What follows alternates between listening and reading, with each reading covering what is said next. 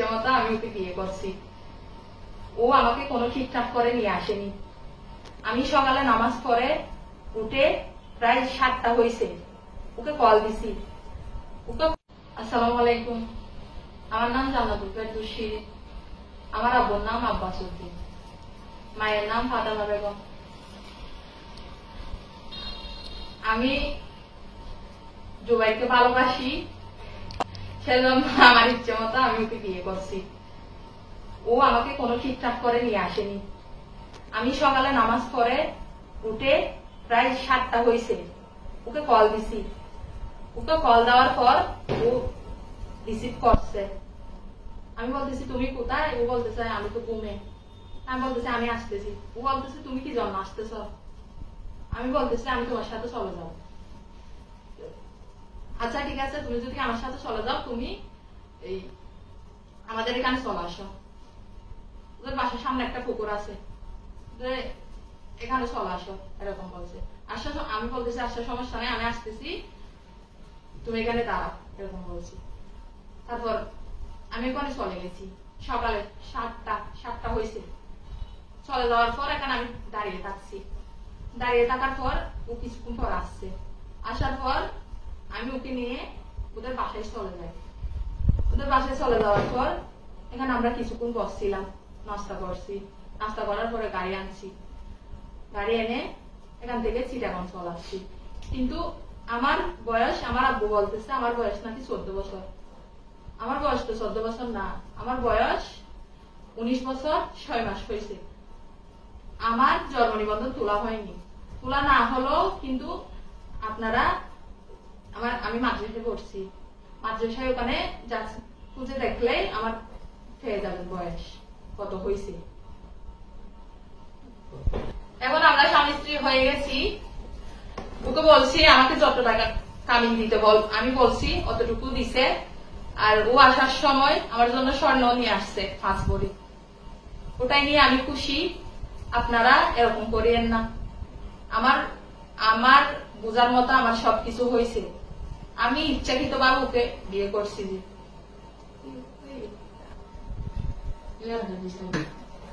আমার হাজবেন্ডকে যেটা মামলা দেওয়া হয়েছে এটা সম্পূর্ণ মিথ্যা, বুঝছেন? ও কিন্তু আমাকে নিয়ে আসেনি। আমি ইচ্ছাকৃত ভাবে আমি ওর সাথে চলে আসছি যে এটা ওকে হয়রানি করার জন্য দিছে। যে আমি এখানে ভিডিওতে আসতে চাইনি, আমি মাদ্রাসায় পড়ছি।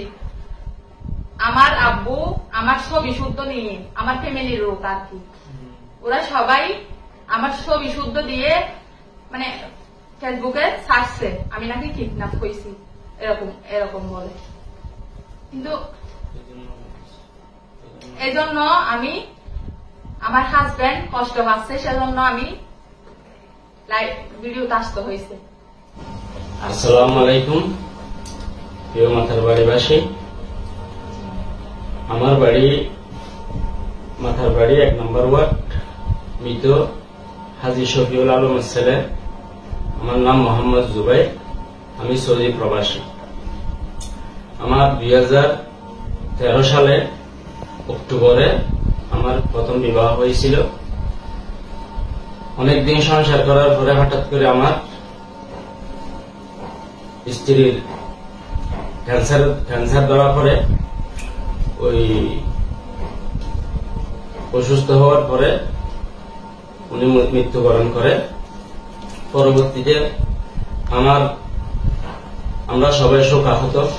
তখন আমি বিভিন্ন পেশারে ছিলাম, তখন বিবাহ হয় না। উনি মৃত্যুর আগে আমাকে শপথ করাইছিল, বলছিল আমাকে একটা ওয়াদা করো, আমার স্মৃতি ধরে রাখার জন্য আমার ছোট বোনকে তুমি বিবাহ করবা কিনা, যদি উনি রাজি থাকে।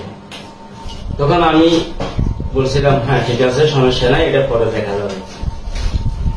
তখন আমি ছুটি শেষে আবার প্রবাসে চলে যাই। পরবর্তীতে আমার শালিকার আমার স্ত্রী জান্নাতুল ফেরদৌসীর সাথে মাঝে মধ্যে যোগাযোগ হইতো। তখন এক সময় উনি বলতেছে, আমি কোনো কিছু বলি নাই, উনি বলতেছে ওনার বোন ওনাকে বলছিল, মানে আমি অনেক প্রশংসা করছিল ওনার কাছে, মানে যদি ওনার মৃত্যু হয় তুই ওকে বিবাহ করিস। তখন আমিও বলছি, আমাকে তো এই কথা বলছিল, যাক এটা পরে দেখা যাবে, আল্লাহর হুকুম থাকলে হবে। তখন আমি এত গুরুত্ব দিই নাই, মাঝে মধ্যে যোগাযোগ হতো আমার সাথে। পরবর্তীতে আমি ডিসেম্বরের 10 তারিখ আমি ছুটিতে আসি, বাংলাদেশে আসি। আসার পরে মাতার বাড়িতে 18 তারিখ আমার সাথে কফিলের, আমার শালিকার জামাই কফিলের সাথে সিএনজি স্টেশনে দেখা হয় রাত 12টার সময়। তখন উনি বলতেছে, ভাইজান কবে আসছেন? আমি বলছি আমি আসছিলাম তো একদিন হয়েছে।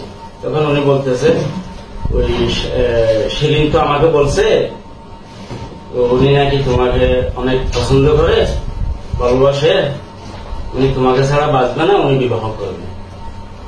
তখন আমি বলছি, ওনার সাথে আমার যোগাযোগ হয় না, দেখা যাক পরে বিষয়টা। তখন উনি বলতেছে, আমি রাত্রে সিম আর মোবাইল ওনাকে দিয়ে আসবো, উনি আপনার সাথে যোগাযোগ করবেন। তখন আমি আমি বলি ঠিক আছে। তখন আমি বাড়িতে চলে যাই।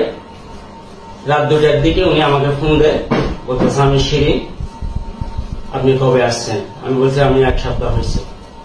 তখন বলতেছে, আমি সকালে আপনার বাড়িতে আসবো, আপনি রাজি তো? আমি কি বলো? আমি পরে কথা বলবো, এখন কথা বলা যাচ্ছে না। পরে সকালবেলায় আনুমানিক সকাল 6:30টার দিকে উনি আমাকে ফোন দিয়ে বলে, আমি তোমার বাড়ির কাছাকাছি আসছি, তুমি একটু বাহির হও। তখন আমি তাড়াহুড়া করে বাহির হলাম। বাহির হয়ে দেখতেছি আমি সামনের দিকে আসতেছি, একটা পুকুর ঘরে আমাদের দেখা হয়। উনি বলতেছে, আমি তোমার বাড়িতে যাচ্ছি, নিয়ে যাবা না? আমি বলি ঠিক আছে, আসো। পরে আমি বাড়িতে নিয়ে যাই। নিয়ে যাওয়ার পরে বাড়ির সবার সাথে দেখা হলো, কথাবার্তা বললো আমার সাথে। তো উনি বলতেছে, আমি বিবাহ যদি না করেন আমি এখান থেকে যাব না, আমি দরকার হলে এখান থেকে আমার মরা লাগছে। তখন আমি বাধ্য হয়ে ঠিক আছে, বাড়ির সবাই বলতেছে, হালাস ওকে নিয়ে যা, এখন থাকলে আবার বাড়ির লোকজন ঝামেলা করবে, একটু বাহিরে চলে যাবো। তখন আমি ওনাকে নিয়ে আমি চিটাগং চলে আসি। তো আমাদের 23 তারিখে না 22 তারিখে আমাদের বিবাহ হয়। আমাদের 22 তারিখ আমাদের বিবাহ হয়। বিবাহ সম্পন্ন হয়েছে, ধর্ম সম্পন্ন কিছু দিয়ে আমি ওনার সম্মান মতো ওনাকে সম্মান দিয়ে আমি ওনাকে বিবাহ করছি। উনি এখন আমার স্ত্রী।